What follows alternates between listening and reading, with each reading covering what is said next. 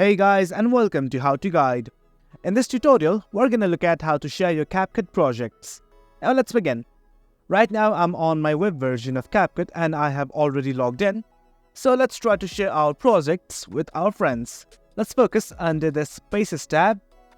Well, there is my space, I'm gonna click on it. Now as you can see in this Greg Videos space, there are drafts, exported videos, materials, trash and everything. For now, I want to share this video with my friend. So on the bottom right of this video, I'll find these three dots, simply click on them. Now there are lots of options available here, that is rename, share, duplicate. For now I want to share this, so let's click on this option, that is share. Now in this new model bar, you will find your method by which you can share videos or your project with your friends. You can simply add other people to your space. Simply enter your friend's email address right here. Now if we look at this drop down button, let's click on it. There are lots of ways you can create a link to share with your friend. If you want to limit the number of people who can access the link, I would recommend this option, that is only people with access or only space members.